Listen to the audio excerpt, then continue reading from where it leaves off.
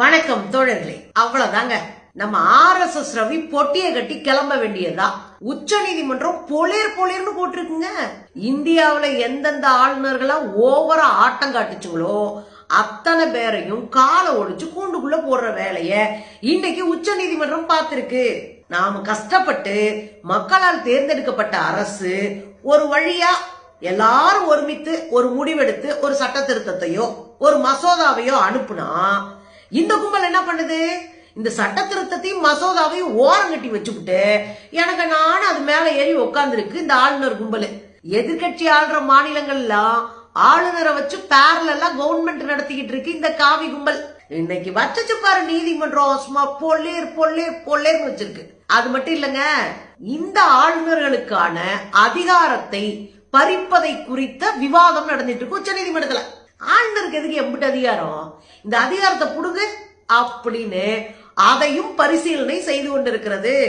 அதோட மக்களால் தேர்ந்தெடுக்கப்பட்ட அரசு கொடுத்த அத்தனை கோப்புகளையும் கிடப்புல போட்டிருக்கிற ஆளுநர்களுக்கு சம்மன் அனுப்பி இருக்கிறது. ஆளுநர்களை விசாரிக்கவே முடியாது.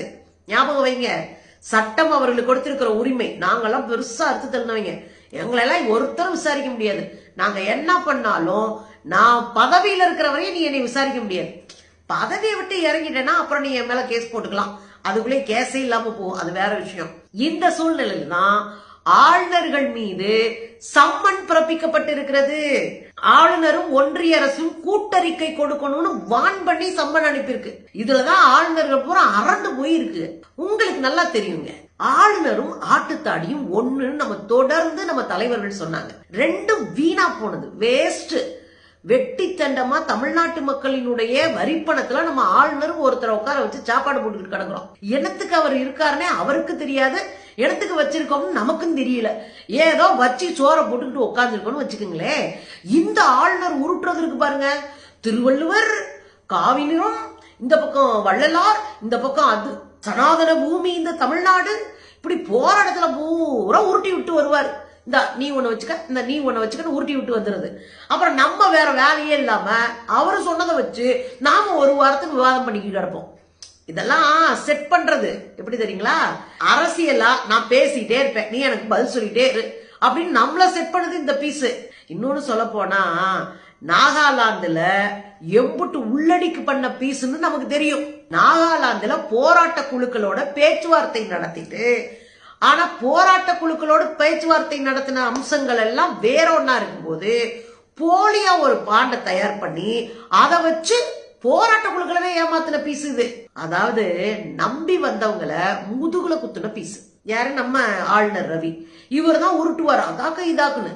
இங்க பார்த்தா பெரியார் பல்கலைக்கழகத்துல ஒரு துணைவேந்தர்னு ஒண்ணு உட்கார்ந்து இருக்கு. அவ்வளோ பெரிய திருட்டு பீஸ் அது. திருட்டு திருட்டு திருட்டு. பல்கலைக்கழகத்தினுடைய நிதியை திருடுறது, பல்கலைக்கழகத்தை சாக்கா வச்சு தனியா அமைப்புகளை உருவாக்கி அதன் மூலமா வசூல கட்டுறது. அதுக்கு ஒரு 4-5 பீஸ துணைக்கி வச்சுக்கிட்டு அம்புட்டு அழிச்சாட்டியம். அவருக்கு துணையா நிக்கிறதே நம்ம ரவி தான், ஆளுநர் ரவி தான். அவரை பாதுகாக்கிறாரு, அவருக்கு பதவி நீட்டிப்பு கொடுக்கிறாரு. இப்ப தெரியுதா இந்த ஆளுநருடைய லட்சணம்? இந்த ஆளுநர்கள் தலையில தான் உச்ச நீதிமன்றம் போலேர்னு போட்டிருக்கு. இந்த வழக்கை யாரையா போட்டான்னா கேரளா அரசும் மேற்கு வங்க அரசும். ஏற்கனவே மேற்கு வங்க அரசு கொலவெறியில இருக்கு அங்க இருக்கிற ஆளுநரோட. மேற்கு வங்க ஆளுநர் பேரு CV ஆனந்த் போஸ். அவர் மேல இப்பதான் ஒரு மாசமா நடந்துட்டு இருக்கிற பிரச்சனை என்னன்னா, அங்க வேலை பார்க்கிற ஒரு பெண்ணு கிட்ட தவறா நடந்துட்டார், பாலியல் சுரண்டல் வேலையில ஈடுபட்டார். அங்க இருக்கிற தித்தி மம்தா பானர்ஜி என்ன சொல்லிட்டாங்கன்னா, ஆளுநர் மாளிகைக்கு போறதுக்கே பெண்கள் அச்சப்படுறாங்க, அவ்வளவு மோசமான ஆளா இருக்காரு இந்த ஆளுநரு, இந்த பீஸ வெளியே கூப்பிடுங்க அப்படின்னு கேச போட்டாங்க. அப்பதான் ஆளுநர்களுக்கு இருக்கிற உரிமை குறித்து பேசு பொருள் ஆனது. இவங்களுக்கு இத்தனை உரிமை இருக்கிறனாலதான் இவன் ஆடுறான் அப்படின்னு உச்ச நீதிமன்றத்தில் அப்பதான் அது பேசு பொருள் ஆகுது. இப்ப என்ன வழக்கு அப்படின்னா, நாங்க எந்த கோப்பு அனுப்புனாலும் கீழே ஓட்டு மேல ஜம்முன்னு உட்காருது இந்த பீஸ். நாங்க மக்களால் தேர்ந்தெடுக்கப்பட்டவர்கள், மக்களுக்கு நல்லது செய்யணுங்க காலத்துல நாங்க நினைக்கிறோம், அதை கெடுக்கிறாங்க இந்த ஆளுநர்கள் என்றுதான் ரெண்டு அரசுமே கிட்டத்தட்ட ஒரே விஷயத்தை தான் வழக்கா தொடுத்திருக்கிறாங்க. இத வழக்க விசாரித்த உச்ச நீதிமன்றத்தினுடைய தலைமை நீதிபதி உட்பட 3 பேர் கொண்ட பெஞ்ச் இத விசாரிக்கிறாங்க. அந்த விசாரணையில தான் வச்சு செஞ்சிருக்கிறாரு. யாரையா நீங்க பாட்டுக்கு வாங்கி உள்ள போட்டுக்கிட்டீங்கன்னா சரியான காலகட்டத்துல சரியான நேரத்துல ஒரு ஃபைல நீங்க கையெழுத்து போட்டு கொடுத்தாதானே அரசு அதை நிறைவேற்ற முடியும். மக்களுக்கு அப்பதான் நல்லது போய் சேரும். ஆனா நீங்க என்ன ஏன்னா வேடிக்கை பார்த்துட்டு உட்கார்ந்துருக்கீங்க அப்படின்னு புரட்டி எடுத்திருக்கிறாரு. உங்களுக்கு யார் அந்த ரைட்ஸ் கொடுத்தது? நீங்க வாங்கி வாங்கி வச்சுக்கலாம்னு யார் சொன்னது அப்படின்னு வச்சு கிழிச்சிருக்காங்க. ஏற்கனவே முதல்ல அடி வாங்கினவர் நம்ம ஜி தான். நம்ம RSS ரவி தான் முதலே அடி வாங்கினாரு. 2023 பொலேர்னு வாங்கினது நம்மால்தான். அப்பயே இவர் வாங்கி வாங்கி கீழே போட்டு உட்கார்ந்தாரா? அதுலயே கடுப்பாயிட்டு இருந்தோமா? இப்படி வாங்கி வாங்கி கீழே போட்டு உட்கார்றாரு, இந்த ஆளை என்னையா பண்றது அப்படின்னு நம்ம தமிழ்நாடு அரசு வழக்கு தொடுத்திருந்தாங்க. அந்த சமயத்துல தான் உச்ச நீதிமன்றம் ஹெவியா அட்டாக் பண்ணுச்சு. ஹெவியா அட்டாக் பண்ணாங்க. என்ன திரும்ப பண்ணாங்க? உனக்கு என்ன ரைட் இருக்குன்னு கேட்டாங்க. என்னது? உனக்கு என்ன ரைட்ஸ் இருக்கு வாங்கி வாங்கி போறதுக்கு? மக்களால் தேர்ந்தெடுக்கப்பட்டவர்களுக்கு தான் ரைட்ஸ் இருக்கு. நீ போற இடத்துல நீட்டுற இடத்துல கையெழுத்து புடியா போட்டு அனுப்பு அப்படின்னு மானாங்கனியா பேச்சு. 2023 எடுத்து பாருங்க. மானாங்கனியா பேச்சு. ஓ லிமிட் என்ன? செய்ய வேண்டியதை செய்ய மாட்டற, செய்யக்கூடாத செஞ்சு வைக்கிற, யார் யா நீ அப்படின்னு அசிங்கப்படுத்துச்சு, புளிச்சுன்னு துப்புச்சு. அப்பெல்லாம் ரொம்ப நம்மளே மனசு வருத்தப்பட்டோம். பாவம் வயசான காலத்துல இங்க வந்து வாங்கப்படுறாரே அப்படின்லாம் கவலைப்பட்டோம். ஆனாலும் அது திருந்தலன்னு வச்சுக்கோங்களேன். எம்பிட்டு அடிச்சாலும் தாங்கும். நம்ம கைப்பிள்ளைக்கு அண்ணே அவரு எம்பிட்டு அடிச்சாலும் தாங்குவாரு.